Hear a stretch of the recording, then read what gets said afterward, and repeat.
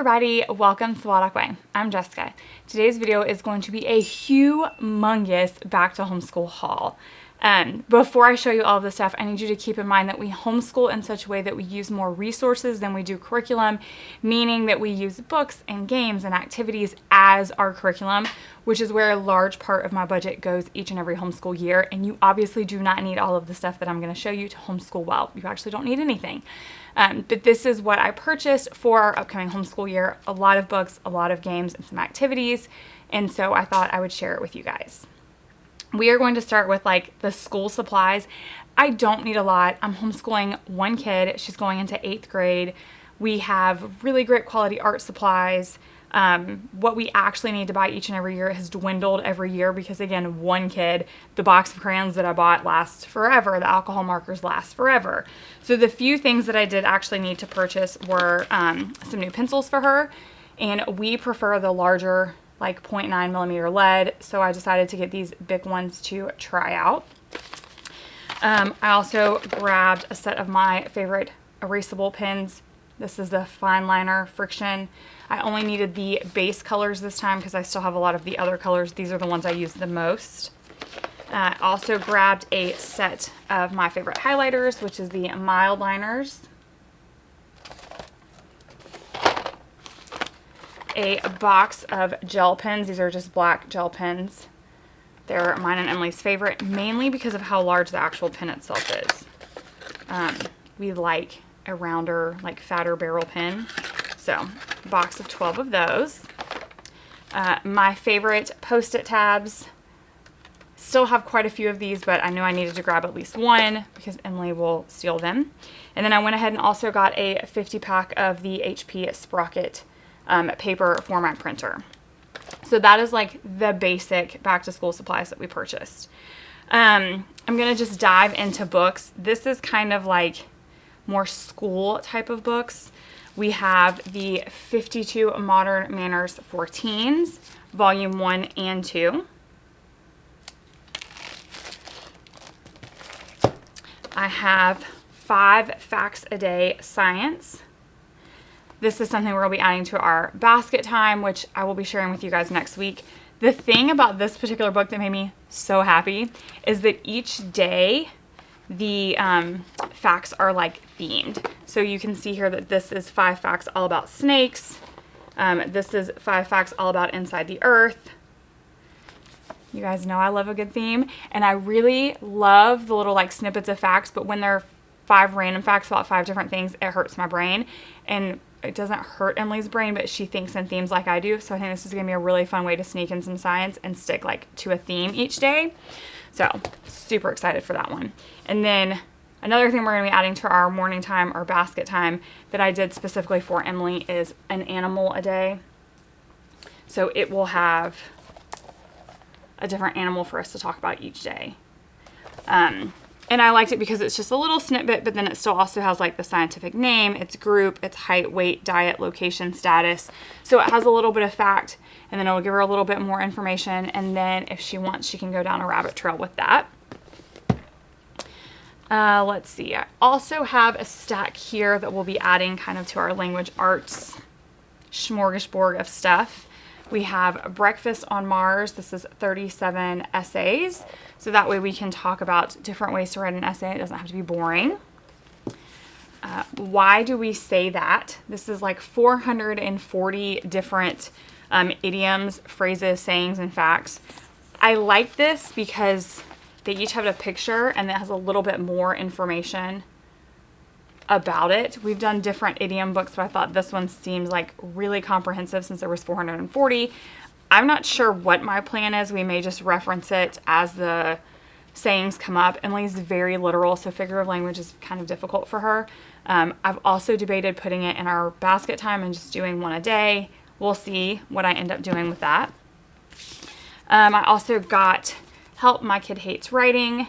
I am planning to read this myself. And then I'm really excited for this one. It's called Mightier the Sword. Sorry, mightier than the sword. Recently, in like the last 6 to 8 months, Emily is showing interest in possibly pursuing writing of some kind as a career. So I thought this book would be kind of fun for her because it's rebels, reformers, and revolutionaries who changed the world through writing. And after you've read about them, like here's one for example.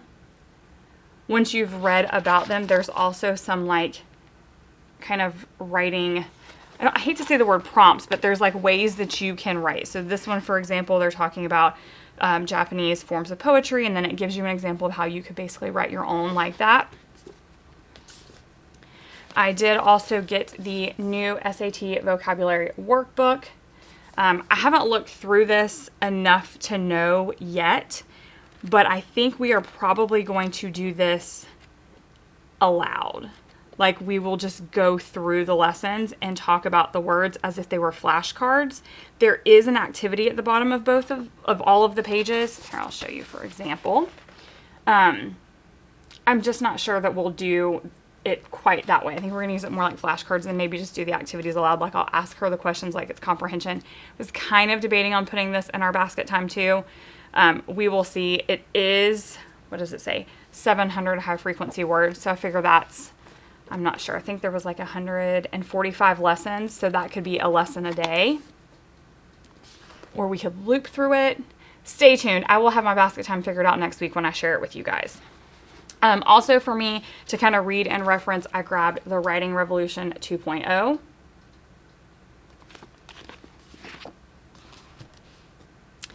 And then I have a small stack of personal growth development type books. These are nonfiction books. I had shared that our one thing for this year was going to be mindset. I'm actually going to do a whole video on this specifically, but these are some of the books that I bought to kind of go in with that topic. We have Eat That Frog for Students. Brave, a teen girl's guide to beating worry and anxiety. How to influence people and win friends. And this one is for teen girls. How Teens Win. Your New Playlist. What Color is Your Parachute for Teens? Rich Dad, Poor Dad for Teens. And A Teen's Guide to the 5 Love Languages. Okay, we're going to just keep on rolling with books here. Emily has recently become very, very interested in graphic novels, and we signed her up for the weekly graphic novel book club with Mary Hannah Wilson on OutSchool. She's very excited for that.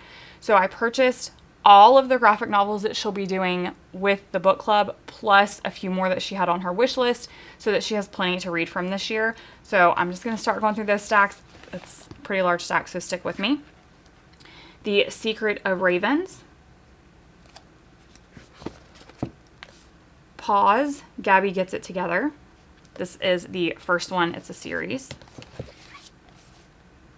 Heidi. The Cartoonist Club. Treasure in the Lake. We Are Big Time. Swan Lake, The Quest for Kingdoms. The Moth Keeper. Mixed Up. Gamerville. Oasis. Arusha, The End of Time. Secrets of Camp Whatever. Speechless. The Flamingo. Wild Heart, The Daring Adventures of John Muir. Speak Up, Santiago. Very Bad at Math. Smile. Last Kids Comic on Earth. Yummy, A History of Desserts. The 39 Clues. This is the Maze of Ball and Sew Book 1. Almost Sunset. Besties Prank War.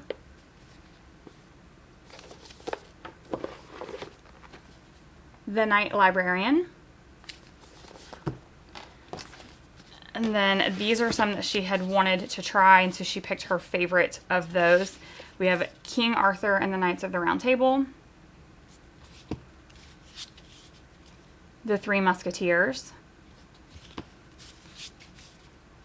Around the World in 80 Days. Journey to the Center of the Earth. 20,000 Leagues Under the Sea. The Odyssey. Robin Hood. And A Christmas Carol. And then the last three that we have are the hardback graphic novels 1, 2, and 3 of Dune. This was on her wish list, so this is like her surprise back to school thing because it's more than I would typically have spent on a graphic novel for her. She really wanted the hardback editions of those, so that is her like special thing for back to school. All right, we're going to continue with books. I have just kind of this is a small stack of books that we will either read aloud or they are part of her teen book club, because she's also doing the teen club that meets once a month with Mary Hannah Wilson. So it's a mixture of ones that I picked that I was interested in reading aloud with her now that she's gotten a little bit older, or they're from her teen book club. So some of these she may read by herself, some of them we'll read together. I think we're probably going to read most of the teen book clubs together because of some of the content and the themes. It's things that I would like to discuss and be able to have an open conversation. So keep that in mind when I show you guys these. We have The Outsiders. Michael Vey, The Prisoner of Cell 25. The Downstairs Girl. Skyward. Cinder. The Monster Missions. Blackhorn Key. The Enigma Girls. Echo.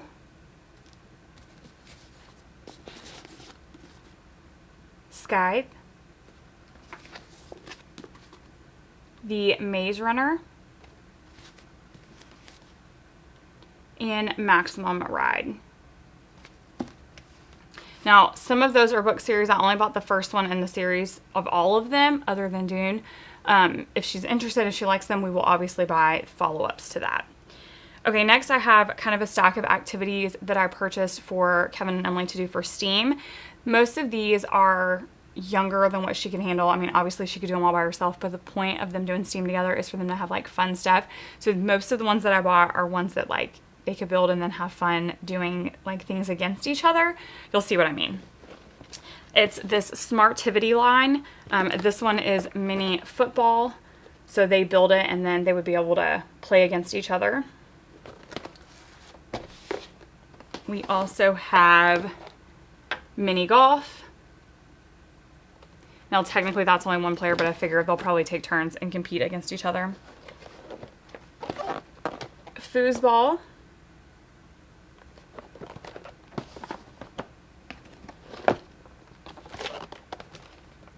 Pinball.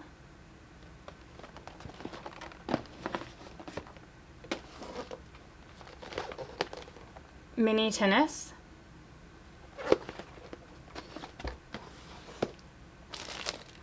Clash of the Cyborgs, which this reminds me of Rock'em Sock'em Robots, but they get to build it first, so I think that's pretty cool.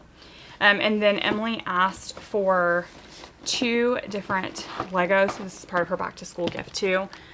We have the 3-in-1 Creator Dinosaur, And then the 3-in-1 creator, I'm going to call it Magical Creatures because it does like a dragon and a phoenix.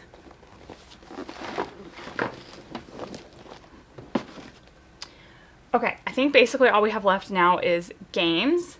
Kevin and Emily requested that we added a few more dice games to our game library because they love dice games. So I decided to add zombie dice and diced veggies. They both seem like really fun themes. I mean, who doesn't want to roll a brain? And this one you actually get like this little mini cleaver that you play with. And so I knew Emily would love that. So that is for that purpose. I also wanted to add some new single player games to our game shelves, mainly because that's something that I like to strew a lot now that Emily's older, and I wanted to have new ones to strew. So I just grabbed a few. We have Canoodle Flip, which is 100 puzzles.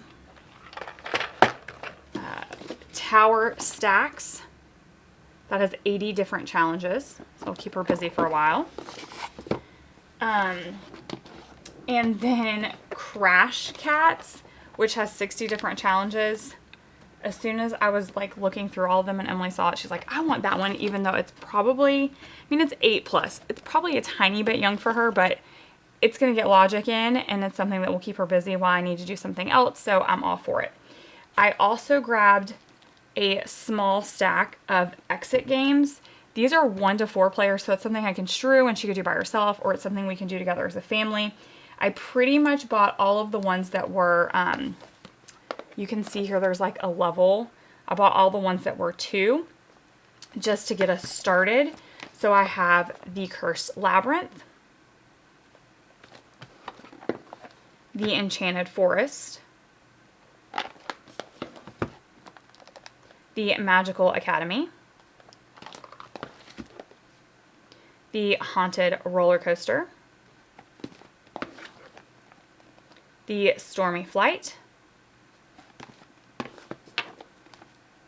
the Sunken Treasure, and the House of Riddles. She really enjoyed the escape room that we did for her birthday last year, so I thought these would just be a fun thing that I could strew. She could do by herself, we could do together as a family, and it still has that like logic, making her work her brain kind of thing. So once we've gone through all of those, if she enjoys them, then I'll go ahead and try to look for the ones that are 3 on the difficulty and go from there.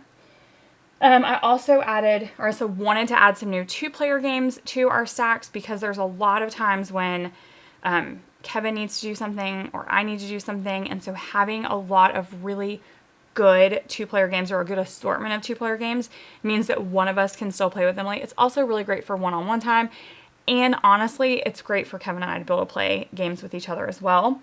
So since Emily is getting a little bit older, I wanted to add a few that were a little bit more advanced or even just fun. So I have Chipper, Splendor Duel. We love King of Tokyo, so I thought, why not get King of Tokyo Duel?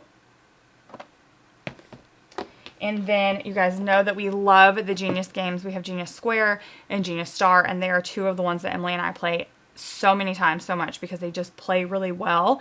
And technically they can be played by 1 player or 2 player, and so that's a win as well. So we got Genius Gems.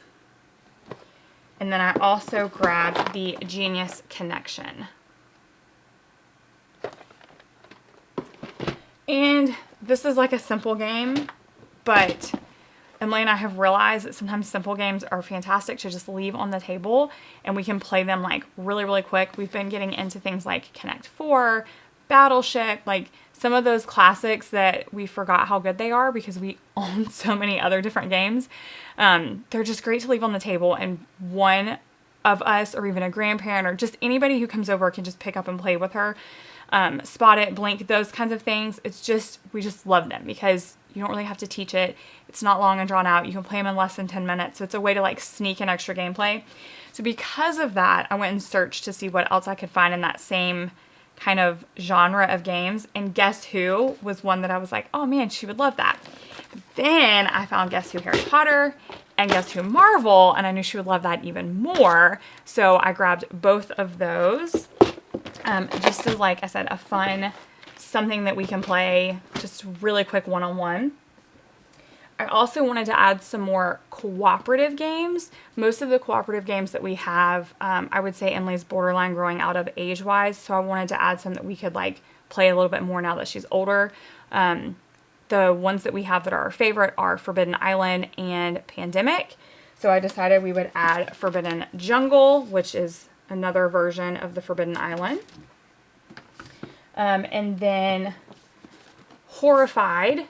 There's a couple of different options for this one, like different themes. We decided to try the Greek monsters theme because Emily is like really, really obsessed with mythology lately. In fact, that's what she wants to do almost for the entire school year this year if she has her way. So I decided we would get the Greek monsters to try out.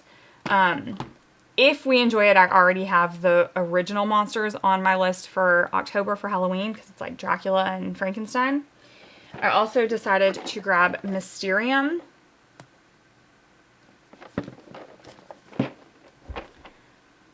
And then, I can't get there because there's so much stuff in the way. And then we just have a small stack of some educational games that I grabbed for us to add to our game shelves. One is Double Done 151. This is just a money and mayhem game for the whole family. We have Words Are Hard. So it is kind of a simple, you are laying down like a picture card and whoever can come up with another word that's not the picture you're looking at but starts with the same letter as what you're looking at, you get to keep that card. So kind of a tongue twister vocabulary type of game. Super Trivia. This is 1,200 questions. It comes with the dice. I don't know how you're supposed to play this, but each card has 6 questions on it and it comes with a 6-sided dice. I've already decided as soon as I saw it, like I said, no clue how you're supposed to play it, but the way we're going to play it is we like to play trivia over dinner. So we're going to play it like you would almost like a Professor Noggins card. We're going to grab a card, somebody's going to roll a dice, and then that's the question that you'll ask. If they answer it right, they'll get to keep the card. Whoever has the most cards at the end of dinner wins that night's round. Again, I'm sure that's not how you're supposed to play, but that's what we're intending to use that for. We have the history trivia game. And then we also have, if I can do it without knocking everything over, the Traveling the World board game. We have the National Parks version of this, and we are going to be doing some world geography either this year or next year, and so I wanted to have the world one as well. So that is everything that we purchased for the upcoming homeschool year. Let me know down in the comments what the coolest thing that you saw was, and also what you purchased for your back to homeschool.